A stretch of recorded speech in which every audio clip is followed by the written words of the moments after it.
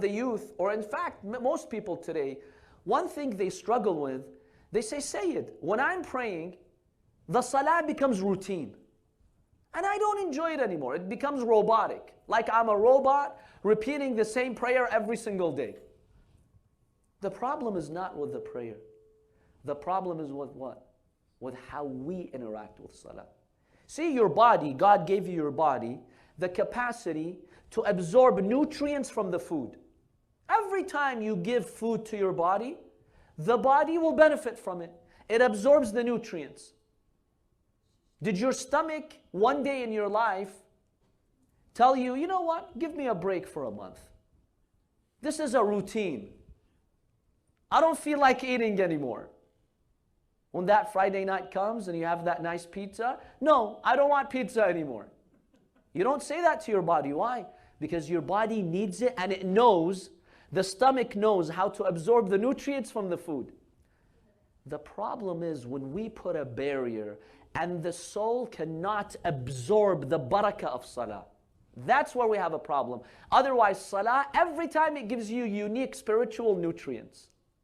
So what do you do? How do you stay focused? There are many recommendations. I'll just share with you one. This is a very practical recommendation. Make each salah unique. How? Tomorrow when you pray Salatul Subuh, the morning prayer, keep in mind a ni'mah that God has given you, a blessing God has given you.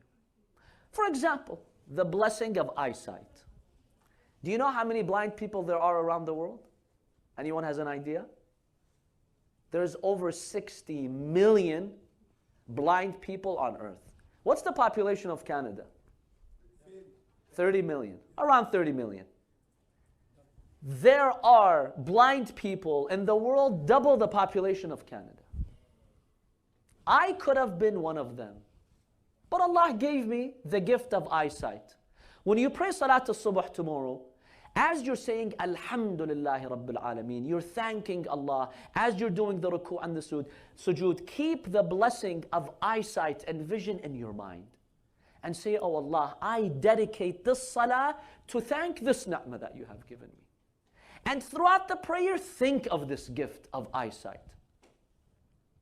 Try it, see how you interact with your salah. Your salah will be unique. It will have a different taste to it. Then when you get to Salatul Dhuhr, alternate between blessings and sins. When it comes to Salatul Dhuhr, keep a sin in mind. A sin that you committed. And throughout the prayer, ask Allah to forgive you for that sin and to heal your soul from that sin. Keep the sin in your salah. As you're doing the ruku', as you're doing the sujood, keep it in mind. Alternate between a blessing, dedicate one salah to thank Allah for a blessing, then dedicate the next salah to ask Allah for forgiveness from a sin.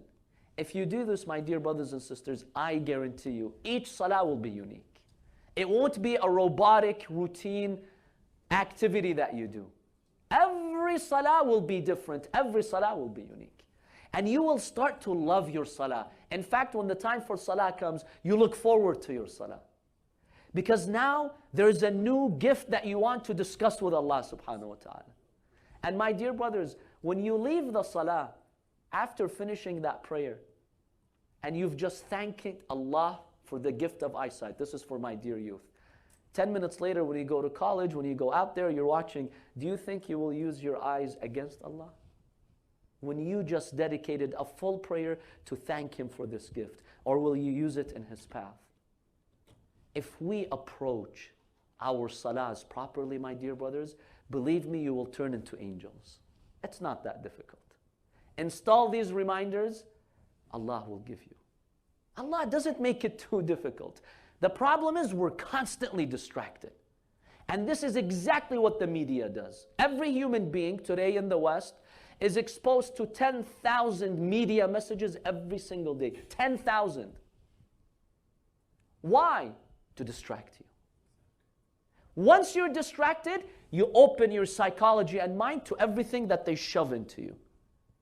إِنَّ الَّذِينَ اتَّقَوْا إِذَا مَسَّهُمْ طَائِفٌ مِّنَ الشَّيْطَانِ. When a group of shayateen, 10,000 messages, when 10,000 messages bombard them, they have one trick. تذكروا. They don't allow themselves to be distracted through constant reminders.